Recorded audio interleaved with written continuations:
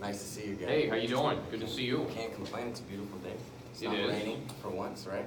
It is. I'm sure it's coming though. Yeah, it definitely is. I know you've been traveling a lot. I know you're pretty tight for time, so Yes. I wanted to make sure I came in today and just went over what we currently have going on for you, what we've done, what we have in place, and then where we're going to go. Because I know you have some ideas about expanding the business. And Yeah, absolutely. There's definitely ways we can do that. So, just getting started, as we kind of take a look at the agenda, you were being overcharged at DSV, so that was some of the previous issues that we were having, and then I'll go over the response that we had. Right now, we'll go over your current kind of concern, which is going to be your insuring your packages. We'll talk about UPS Capital. And then the next big step for you in the next 6 to 8 months, I know you were speaking about international, so we'll take a look at international expansion. Do you have any questions about the agenda? No, I think that aligns with the things we've talked about. Good deal. All right. So when I first met with you, you were receiving invoices from your warehouses because you were partnering with DSV, who was ultimately using FedEx. The issues were the shipping charges weren't detailed because you were getting an invoice from DSV. And at the time, you were paying on average $30 for ground shipments. And when you came to me, you had said you were running some cost analysis, and you knew that couldn't be right, just based off of what you were seeing on FedEx's regular website when you were running just quotes for yourself. All right, and then it's kind of weird. They had this minimum for you, where if you didn't spend at least $5,000 with DSV in a week in shipping, they actually had a $1,000 fee that they're adding on to you for basically servicing you. So that was kind of confusing. I know you didn't even understand why you were paying it. Yeah. All right, and then at the same time, your invoices started coming late. So as they started coming late, DSV kept saying that you guys were delinquent, and realistically, it wasn't on you guys. It was just on the transaction of that invoice. So during that time period in which you felt like you were getting overcharged, when you went to actually go and research that, when you saw the cost was a lot different, what was it that exactly made you want to reach out to me to say, hey, I'd rather partner with UPS versus FedEx? Well, I mean, I guess it was about my lack of trust. I mean, I really looked at what was going on, and the truth is, like you say, I mean, the $1,000, I didn't even know it was there. Right. It still doesn't make any sense to me. Right. So, from that perspective, I mean, when you can't trust the people you're doing business with, you look elsewhere, and my hope was that I could trust you guys. Well, I know we've been working together for a while now, so I feel like we're starting to build up some trust between us. And I think one of the biggest points of that is you had no point of contact for billing questions. So I know you were calling people trying to find out what this bill was for. When you guys were being overcharged, how do you think that affects your company? Well, I mean, directly. Right. I mean, it costs me money. Right. And that obviously that's the biggest deal, but the truth is I am this company. Right. So I'm running around trying to make all these phone calls and stuff, and I couldn't do the things I needed to do. Correct. I mean, I need to be working on growing and expanding this business, not on trying to figure out why I'm being billed an extra $1,000. Correct. So. Yeah, and that was when I came in and I told you I was going to be your quarterback. I was going to kind of be your one-point guy to go to. So as we look at the next slide, we came in with competitive pricing. So on average, you were spending $30 with DSV. When you moved over and we took a look at the costs that you were going to have with us, it was $22.52, which on average is a savings of $7.48 per package. We also, because we understand that you're fulfilling out of those 2 other warehouses that you were going to incur a third-party fee, we waived that for you. Okay. Made sure we took care of that because we understood you're going to have a substantial amount of volume coming out of those areas. Right. On top of that, because of the issues you were having with Billing Center, or billing previously, we enrolled you in Billing Center. So you have easier access to your bills, quicker access to your bills, and a breakdown of detailed charges. Now that you have a breakdown of detailed charges and you understand what you're actually paying for, how has that affected your business? Well, I mean, for when we save money. Sure. So I like money. I like to put it in my pocket and keep it there. So you let me put more money in my pocket and keep it there. But it's all just clear with you guys. I mean, I know what I'm being billed. I mean, I don't always agree with it. I mean, there's been a couple where I was like unsure why I got billed a certain way, but hey, that's gonna happen. At least I got somebody to call and it's in plain sight and it's easy to understand why it happened. Exactly, and that's kind of what I had positioned myself to you before, was you were worried about not having someone to call. And so far, you know, if you email me, that you've texted me before, I get back to you quickly and make sure that we know what's going on and at least give you a detailed explanation. So as I was kind of alluding to, just an overview, savings is $748 per package, right? Your invoices are showing details, which makes it a lot easier for you to be able to reconcile. You're enrolled in Billing Center for the easier access.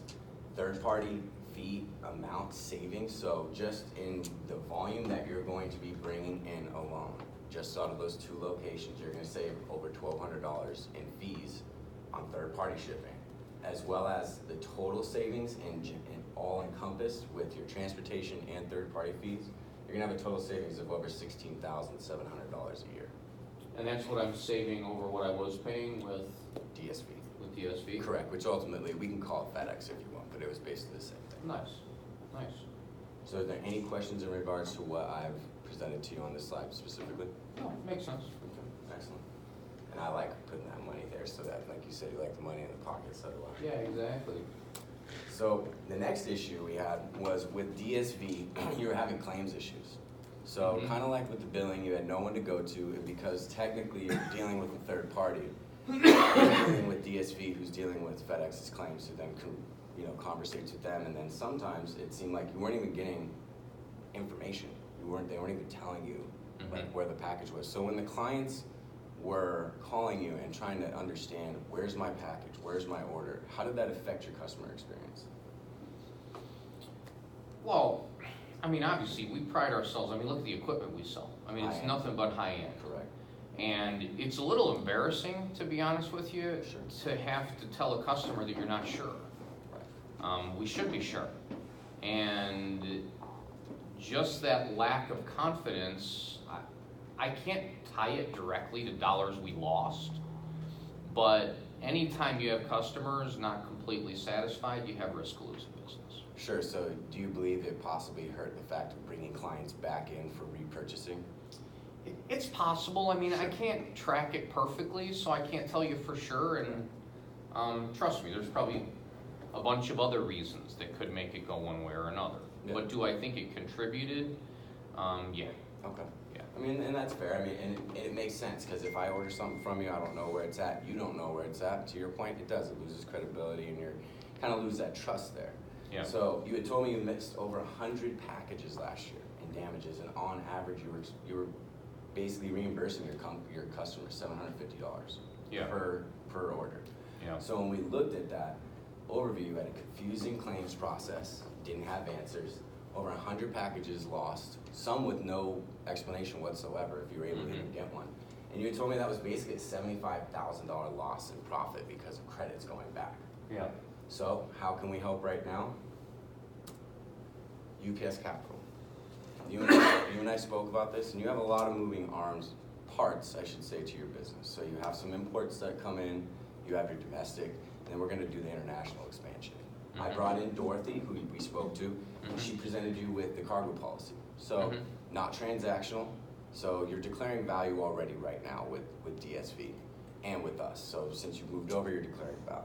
Basically what we're gonna do is, instead of you having a transactional declared value per shipment, so where you have to actually enter in the amount, we're gonna just bring in a blanket coverage that's gonna cover everything across the board, from your imports to your exports to your domestic movement. And you don't have to enter in a declared value. Ultimately, what that's gonna do for you is it's gonna save you time and money, and when it does come to a claims process. So instead of your manufacturing cost being $100, you sold it for $800. If that item was damaged or lost, you were originally only getting back maybe the $100 if the claim went properly with DSV. Right. Now we're giving you the full retail cost back, as well as the shipping cost. And that ultimately puts money back in your pocket. And I believe that will help your customer experience, because the claims process is shorter now. So instead of waiting a week, possibly 14 days, 95% of the time we're paying out within 5 days. So the money's back in your pocket, so you can ultimately keep your rapport high with your client by getting the item back out. Well, let me ask you a question, because I know, like, my car insurance, that's blanket coverage over all my cars, but I pay a deductible. Correct. So is there a deductible with your cargo policy? I wouldn't say there's a deductible, but there is a premium that you pay that's broken out over monthly, quarterly, or annually. Your choice payment options in a sense. Okay. I know Dorothy sent you over that information to vet exactly how much that would be. Yeah. But she did tell you that we could get a 70-cent rate, which is about 35 cents cheaper than what you would be paying per declaring value. So I think what you're telling me is that on a per package basis, when I try to file a claim, there's not gonna be any dollar amount you subtract from that. No, it won't be, not with this policy whatsoever. So Okay. policy will just cover it over. We'll basically send you, and it's your payment option choice, so you can get it monthly, annually, or quarterly, and you just pay it that way. And then ultimately, we cover your whole supply chain. And that's whether you guys are the carrier or not? As much as I'd like, as much as it disdains me to tell you this, we do actually have carrier liability for other carriers as well. So I know, for instance, your imports come in with a third-party logistics carrier that we're working with right now because it comes in on containers. We do cover that. So Okay. as much as it hurts me to say that, we want to make sure that we take care of you. We're doing what's best for your business ultimately. Okay. Okay.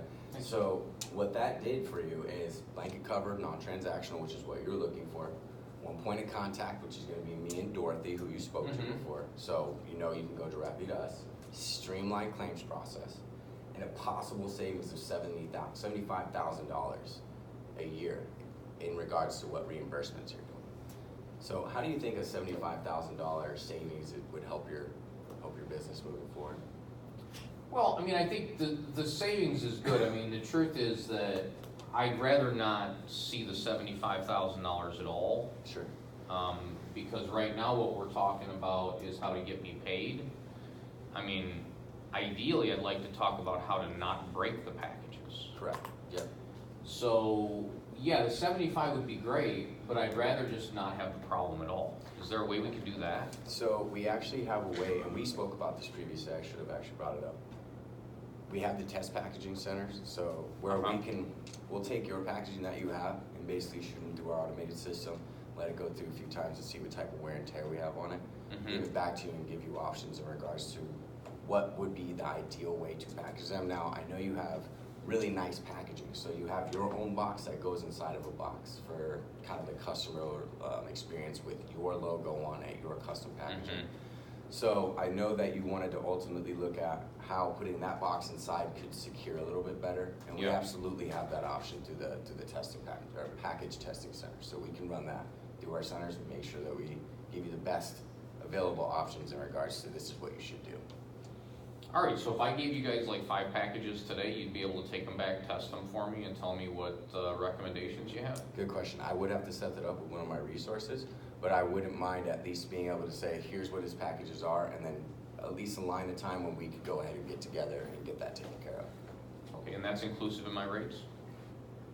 I'm sorry, explain that I apologize. It's free? That I have to check on, to be 100%. I don't know, and I don't want to give you something that I don't know and set you up with an expectation. So I will double check that, and I will get back to you after this meeting. Okay. Okay? All right. Any other questions about capital? No, it should be good. Good deal. So the next part, I know we spoke briefly about this. Your 6 to 8 month goal is ultimately to go international. You told me that you had a lot of international want to go into Canada and then South America. So I actually spoke to one of my resources who sent me over an analytics here of your website, and I know it's a little bit hard to see, but I'll explain this. This is SimilarWeb. So SimilarWeb is a tool that we can utilize to just take a look at the analytics of the volume going to your website, the traffic, who's looking at you, what countries, so on and so forth. Oh, okay, cool. So as you can see, obviously the United Kingdom is going to be pretty big for you. That's where you guys are. That's where you guys are located. So that was kind of obvious to me. But what I was surprised to see is you thought South America and Canada, which you're right, Canada is up there, but you have Germany and Poland. So when I took a look at that, the electronic industry that you're in is worth $1.7 billion. So by expanding worldwide, obviously it's going to open up more market for you, correct? So ultimately what I've done is I've aligned, and I know he's not here today, but Arnis Giantitis is my account executive international. Yeah. Okay? So he's going to be kind of the point guy. I will still be a part of your team, but he's going to be another resource that we have that's a point guy directly for international questions, issues, anything that arises like that. having two people like that in a quarterback that helps your company, how do you think that's going to make your business experience? Well, I mean, truthfully, this international expansion thing, I mean, sometimes you guys make it sound really simple, and I know better. It's not simple. Right.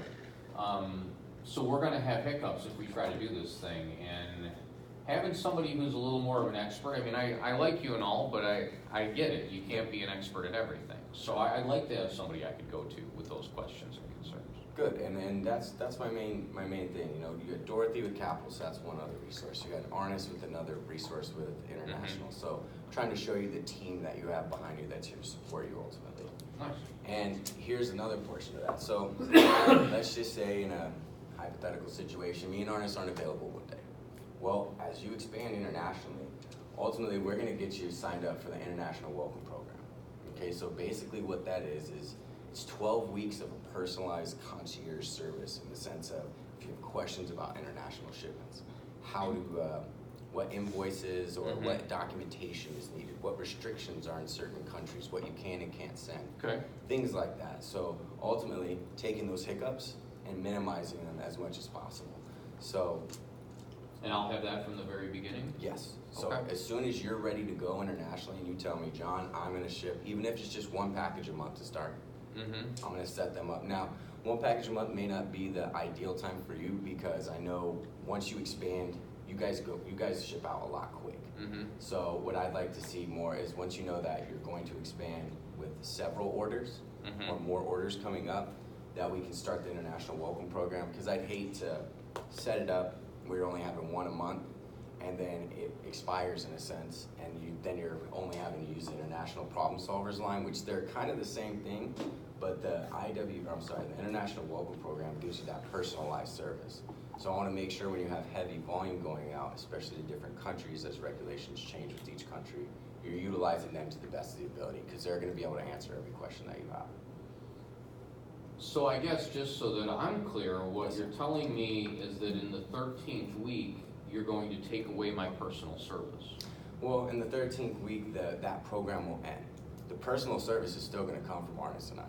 That's just ensuring that if during those 12 weeks, for any reason, anything pops up that you have a direct question about and you can't get a hold of us, you can email the gentleman, and the supervisor, I believe, over that team is Stephen Lapp.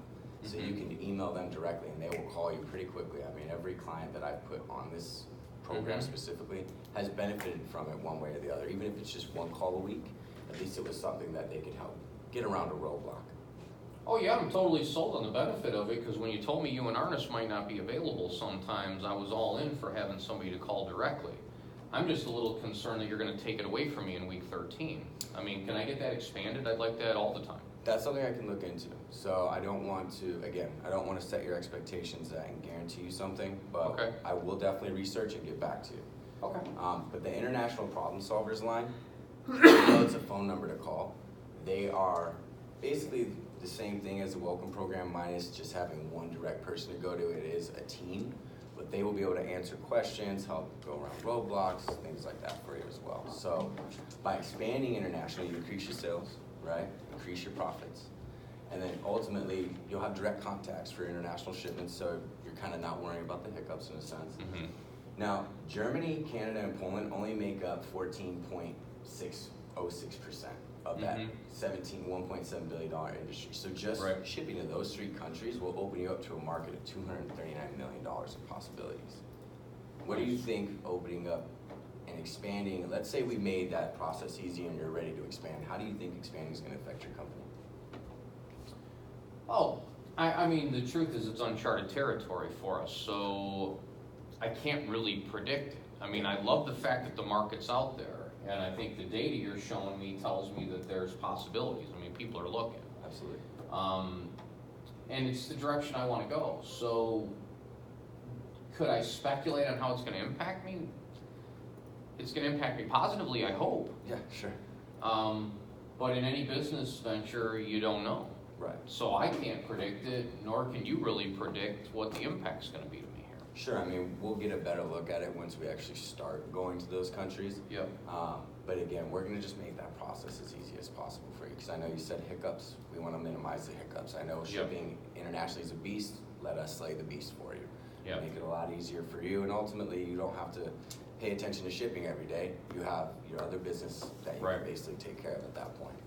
Okay. Are there any other questions in regards to international expansion that you have?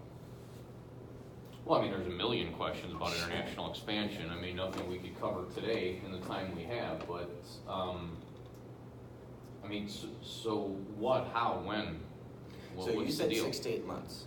Okay. Now, I know you just released the 20,000, you had a projection of 20,000 orders with the new earbuds that you came out with, which is really cool that you actually have them in your store to test versus the iPod earbuds. Yeah. Sorry, or the Apple earbuds, so it's really nice that you do that. Your product's actually a better quality at a cheaper price, which is obviously gonna be really well. So, ultimately, it's on you.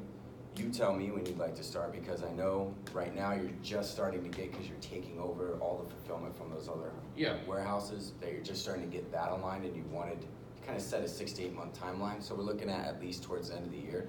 And I've set that expectation with my resources so that when you're ready to pull the trigger, we're off and running. So I guess what I would say to that is, yes, I want to start doing this in 6 months, which means what needs to happen between now and 6 months from now for us to be able to do this in 6 months? Sure. So, I mean, I know that you want to go to Canada, South America. We have some other places that you can go. So what we'll do to set you up to make sure you're ready to go is we spoke about paperless invoicing before, so you can minimize the commercial invoice, because I know not all your guys at the warehouses are being prudent in making sure they fill those out. Yes. So we're going to make sure you're on paperless invoice for your account, so that's all electronically transacted. Okay. I will also contact Stephen Lapp and just give him a heads up. Hey, when this client is ready to go, I want to be able to send him directly to you. I've done that before in the past and it's worked. So we'll make sure that he's aligned. And then I'll bring Arnis in. I know usually he'd be here with me, but I'll bring Arnis in just for his international experience and making sure that he understands what your goal is and exactly when you want to start, just in case there's some other things that need to be implemented to make sure that your process of going internationally is as streamlined and as easy as possible.